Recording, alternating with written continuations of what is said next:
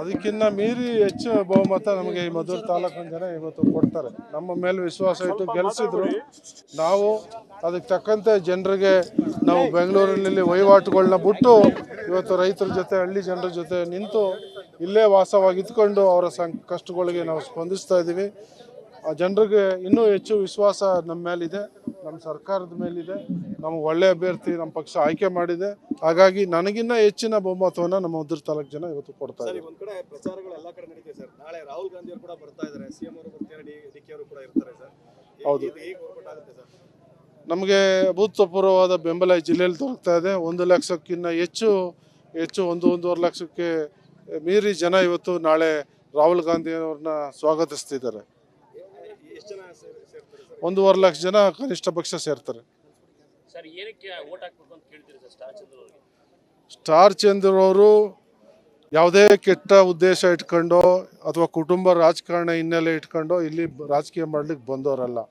ಅವರು ಒಂದು ಉದ್ಯಮ ಮಾಡ್ಕೊಂಡು ದೊಡ್ಡ ಮಟ್ಟಕ್ಕೆ ಬೆಳೆದಿದ್ದಾರೆ, ಸಾವಿರಾರು ಜನರಿಗೆ ಉದ್ಯೋಗ ಕೊಟ್ಟಿದ್ದಾರೆ. ಇವತ್ತು ಅವರು ನಮ್ಮ ಜಿಲ್ಲೆಗೆ ಬಡ ಜನರಿಗೆ ನಾನು ಒಂದಿಷ್ಟು ಸೇವೆ ಮಾಡಬೇಕು, ಸಹಾಯ ಮಾಡಬೇಕು ಅನ್ನುವಂಥ ಒಳ್ಳೆಯ ಉದ್ದೇಶ ಇಟ್ಕೊಂಡು ಬಂದಿದ್ದಾರೆ.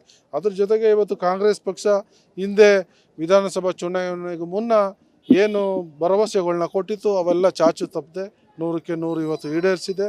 ಮತ್ತು ಅಭಿವೃದ್ಧಿಗೂ ಕೂಡ ಈಗ ಯಾರು ಹಿಂದೆ ಮಾಡದಿದ್ದಂಥ ಏನು ಕೃಷಿ ವಿಶ್ವವಿದ್ಯಾಲಯವನ್ನು ಯಾರೂ ಕೂಡ ಹಿಂದೆ ಇಷ್ಟು ವರ್ಷಗಳ ಕಾಲ ಮಾಡಿರಲಿಲ್ಲ, ನಮ್ಮ ಸರ್ಕಾರ ಈ ಜಿಲ್ಲೆಗೆ ಕೊಟ್ಟಿದೆ. ಮತ್ತು ಇವತ್ತು ನಮ್ಮ ಮೈಸೂರು ಕಾರ್ಖಾನೆಯನ್ನು ಹೊಸ ಕಾರ್ಖಾನೆ ನಿರ್ಮಾಣ ಮಾಡಲಿಕ್ಕೆ ವಿಶೇಷವಾದ ಅನುದಾನವನ್ನು ಕೂಡ ಕೊಟ್ಟಿದೆ. ಈಗಾಗಲೇ ನೀರಾವರಿ ಇಲಾಖೆಗೆ 1000ಕ್ಕೂ ಹೆಚ್ಚು ಕೋಟಿ ಅನುದಾನವನ್ನು ಕೊಟ್ಟಿದ್ದಾರೆ.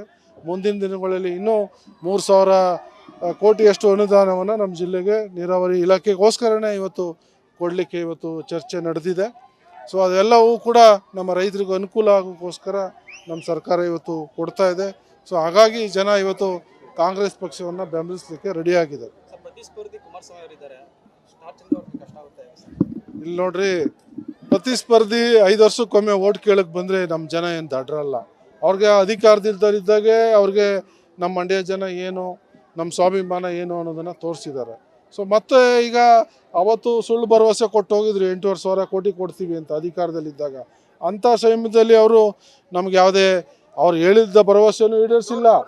ಯಾವುದೇ ಒಂದು ಶಾಶ್ವತವಾದ ಯೋಜನೆಯೂ ಕೂಡ ನಮ್ಮ ಹೇಳ್ಕೊಳ್ಳುವಂಥದ್ದು ನಮ್ಮ ಮಂಡ್ಯ ಜಿಲ್ಲೆಗೆ ಕೊಟ್ಟಿಲ್ಲ. ನಮ್ಮ ಜಿಲ್ಲೆಯ ಜನರು ಕಳೆದ ಬಾರಿ 7 ಶಾಸಕರನ್ನ ಅತಿ ಹೆಚ್ಚು 45,000 ಮತ ಅಂತರದಿಂದ ಕಳಿಸಿದ್ರು. ಅವ್ರು ಮುಖ್ಯಮಂತ್ರಿ ಆಗಲಿಕ್ಕೆ ಮೂಲ ಕಾರಣಕರ್ತರು ಮಂಡ್ಯ ಜಿಲ್ಲೆಯ ಜನ. ಅಂಥವ್ರಿಗೆ ಅವರು ಏನು ಯಾವುದೇ ಒಂದು ಯೋಜನೆಯನ್ನು ಶಾಶ್ವತ ಕೊಟ್ಟಿಲ್ಲ. ಜನರಿಗೆ ಮೋಸ ಮಾಡಿ ಹೋಗಿದ್ದವರು 5 ವರ್ಷ ಬಿಟ್ಟು ಚುನಾವಣೆಗೋಸ್ಕರ ಬಂದಿದ್ದಾರೆ.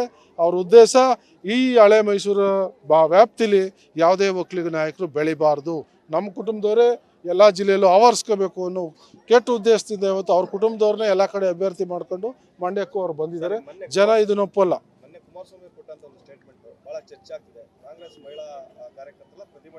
ಪ್ರತಿಭಟನೆ ಮಹಿಳೆಯರೇ ಉತ್ತರ ಕೊಡ್ತಿದ್ದಾರೆ. ನಾವು ಅದ್ರ ಬಗ್ಗೆ ಏನು ಹೆಚ್ಚು ಹೇಳಲ್ಲ.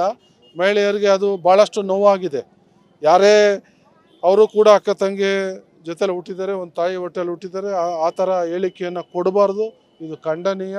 ಅವರ ಒಂದು ವ್ಯಕ್ತಿತ್ವಕ್ಕೆ ಇದು ಧಕ್ಕೆ ತರುವಂಥ ವಿಚಾರ. ಹೆಣ್ಮಕ್ಳು ವಿಶೇಷವಾಗಿ ಯಾರು ಕೂಡ ಅವ್ರನ್ನ ಸಹಿಸಲ್ಲ. ಅದಕ್ಕೆ ತಕ್ಕಂಥ ಪಾಠ ಈ ಚುನಾವಣೆಯಲ್ಲಿ ಕಲಿಸ್ತಾರೆ. ನ್ಯೂಸ್ ಫಸ್ಟ್ ನಿರ್ಭೀತಿಯಿಂದ ನಿಮ್ಮ ಪರವಾಗಿ.